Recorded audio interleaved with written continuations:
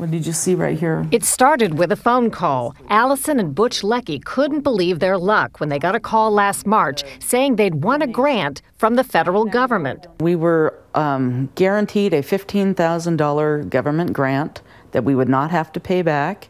Could be used for education, basically whatever we needed. All they had to do to collect their grant money was send a $99 donation to India.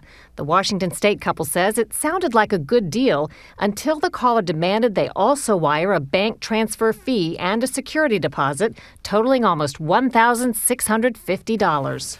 The Leckies were suspicious, but faced with expenses caring for a new grandchild, they sent the money. And I kept telling them, I said, this had better be true because we cannot afford to lose this money.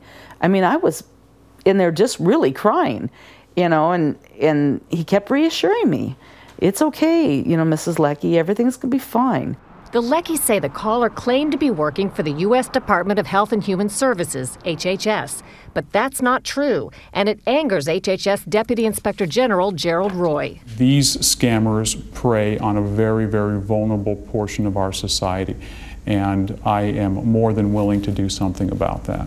Good afternoon, Inspector General's hotline. How may I help you? The IG's fraud hotline is tracking complaints from across the country about phony government grants. Investigators say it's an old scam with a new twist. Criminals are taking advantage of a down economy and government stimulus efforts to lure victims into thinking they can cash in. Individuals have to recognize that no one from the federal government will be calling them and offering them a grant. That's not the way the grant process works. The IG's office is warning consumers to beware of grant offers. Real government grants are typically awarded in a lengthy application process to organizations, not individuals, with no fees.